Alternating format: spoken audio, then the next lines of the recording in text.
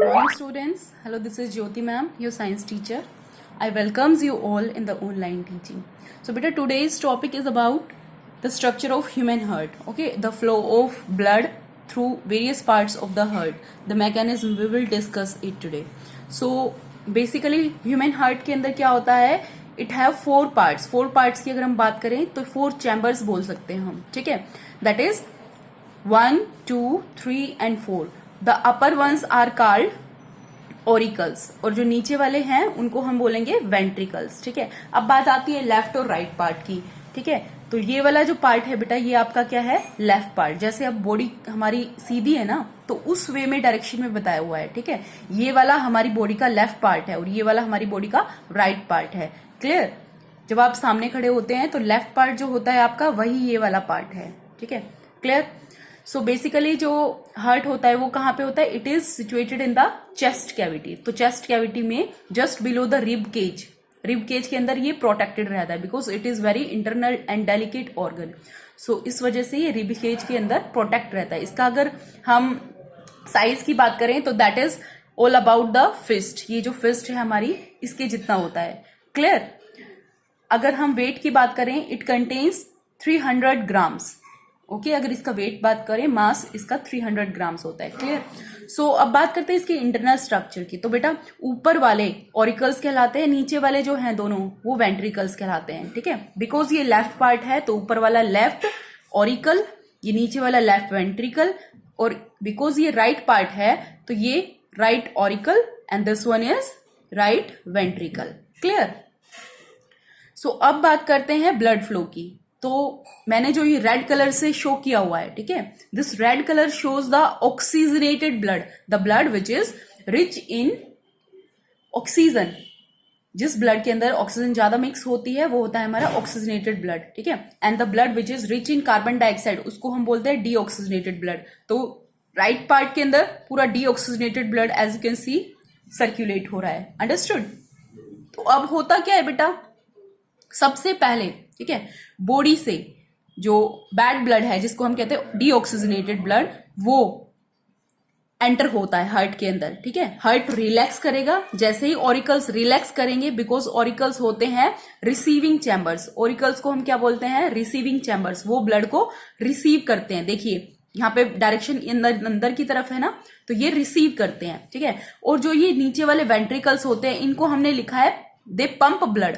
Means वो blood को क्या कर रहे हैं? पंप कर रहे हैं इन ट्यूब्स के अंदर.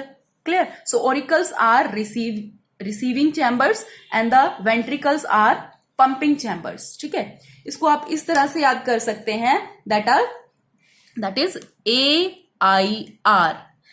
Auricles receive and VIP, that is ventricles pump. AIR and VIP से आप इसको लर्न कर सकते हैं, that auricles receive the blood and ventricles pumps the blood. Clear? अब आगे चलते हैं बेटा. देखिए वेना केवा, ये क्या है? एक बड़ी वेन है.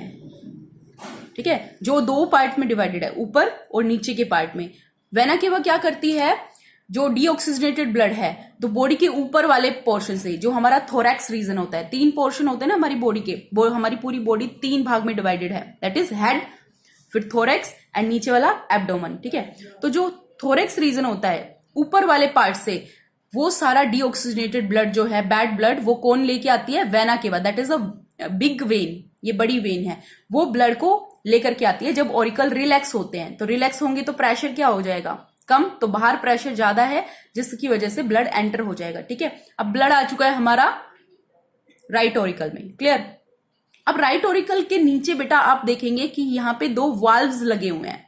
ठीक है, ये जो वाल्व्स हैं इनको हम बोलते हैं ट्राइकस्पिड वॉल्व. क्या बोलते हैं इसको? Tricuspid valve. ये वॉल्व का फंक्शन क्या होता है? ये एक्ट करते हैं एज ए डोर. जिस तरह से डोर को क्लोज कर दिया जाता है, ठीक है, कोई एंटर होने के बाद में तो वो वापस नहीं जाता है. Similar is the case with these valves. इनका काम क्या होता है? Once the blood is flown downwards it do not flow backward. नीचे आने के बाद में ब्लड ये बंद हो जाते हैं. ठीक है, जब ये ओपन होंगे तो क्या होगा? ऊपर प्रेशर ज्यादा है, नीचे क्या है? प्रेशर कम है, बिकॉज नीचे वाले जो वेंट्रिकल्स है अब रिलैक्स हो जाएंगे. जैसे ये रिलैक्स हुए ऊपर वाले कॉन्ट्रैक्ट होंगे। जैसे ये कॉन्ट्रैक्ट होंगे, प्रेशर यहाँ पे ज्यादा बनेगा ब्लड का, ठीक है। तो ब्लड क्या करेगा, इस ट्राइकस्पिड वाल्व के खुलते ही ब्लड राइट वेंट्रिकल में एंटर हो जाएगा, ठीक है। अब राइट वेंट्रिकल से ये जो डीऑक्सीजनेटेड ब्लड है, ठीक है, वो किधर जाएगा, ये वाली जो ट्यूब आपको दिख रही है, इसका नाम क्या है, दैट इज पल्मोनरी आर्टरी। क्या बोलते हैं इसको, पल्मोनरी आर्टरी। पल्मोनरी वर्ड हम जहां पे भी यूज करते हैं, मतलब वो लंग्स तक लेकर के जाएगी या फिर लंग्स से लेकर के आएगी, ठीक है। पल्मोनरी का वर्ड है, उसका मीनिंग है लंग्स से कनेक्टेड है। तो ये वाला जो डीऑक्सीजनेटेड ब्लड है, इस पल्मोनरी आर्टरी के थ्रू लंग्स के अंदर चला जाएगा प्यूरिफाई होने के लिए, ठीक है। और यहां पे भी आप देख सकते हैं, ये जो छोटे छोटे हैं यहाँ पे वाल्व्स हैं, इन वाल्व्स का भी सेम फंक्शन है। ये जो ब्लड है उसके बैक फ्लो को प्रोटेक्ट करता है, ठीक है। एक बार ब्लड अगर ऊपर चला गया तो वापस बैक फ्लो नहीं होगा। So this is called pulmonary valve, ठीक है। तो यहां से क्या हो जाएगा, ब्लड लंग्स के पास चला गया फॉर प्यूरिफिकेशन, क्लियर।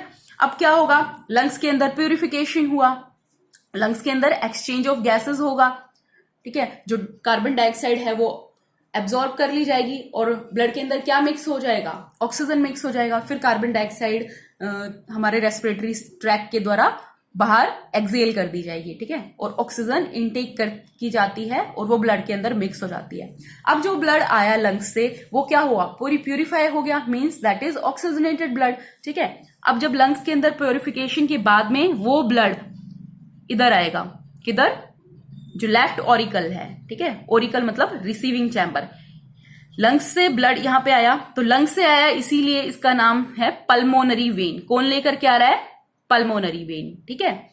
तो लंग्स से गुड ब्लड को, ऑक्सीजनेटेड ब्लड को कौन लेकर के आ रहा है, पल्मोनरी वेन लेकर के आ रही है लेफ्ट ऑरिकल तक, हार्ट के ऊपर वाले पार्ट पे, दैट इज लेफ्ट पार्ट में, ठीक है। अब क्या होगा, अगेन यहाँ पे ये जो वाल्व है इनका नाम क्या है बेटा, ये वाले वोल्व हम कहलाते हैं, ये वाले वोल्व बाइकस्पिड वाल्व। क्या बोलते हैं इनको, बाइकस्पिड वाल्व, ठीक है। अब यहां से बाइकस्पिड वाल्व जैसे ही ओपन होंगे वैसे ही जो ब्लड है वो ऑरिकल से, लेफ्ट ऑरिकल से लेफ्ट वेंट्रिकल में चले जाएगा, नीचे वाले पोर्शन में चला जाएगा, क्लियर। वाल्व इसीलिए होते हैं ताकि बैक फ्लो को रोका जा सके, ब्लड वापस से ऊपर ना जा सके, ठीक है। अब क्या हुआ, यहां पे ब्लड प्रेशर इंक्रीज हो गया, तो ब्लड प्रेशर इंक्रीज होने की वजह से ये जो ब्लड है वो पंप कर दिया जाता है through this tube like structure. ये क्या है, दिस इज कॉल्ड एओर्टा। ये क्या है, एओर्टा। ये हमारी बॉडी की सबसे बड़ी आर्टरी होती है, it is the biggest artery, ठीक है, एओर्टा। ये क्या करती है, ऑक्सीजनेटेड ब्लड को पूरे बॉडी पार्ट्स तक डिस्ट्रीब्यूट करेगी फिर, clear. So once again the pure blood reaches to the all the body parts, ठीक है। वहां से गुड ब्लड को एब्जॉर्ब कर लिया जाएगा और कैपिलरीज हैं, ठीक है, उनके थ्रू जो बैड ब्लड है वो वापस वेन के थ्रू इधर से हार्ट के अंदर पंप कर दिया जाएगा, क्लियर। तो ये साइकिल जो है कंटिन्यूस होती रहती है, क्लियर। और इसी को हम बोलते हैं cardiac cycle, clear, means heart की जो साइकिल है, पंपिंग करने की cycle. I hope you have understood it. Once again we are discussing all the parts, that is starting with these auricles. This is left auricle, this is left ventricle, this is right auricle, this is right ventricle, ठीक है। ये जो double membrane से protected रहता है, heart एक double ही membrane से प्रोटेक्टेड है, clear, as you can C.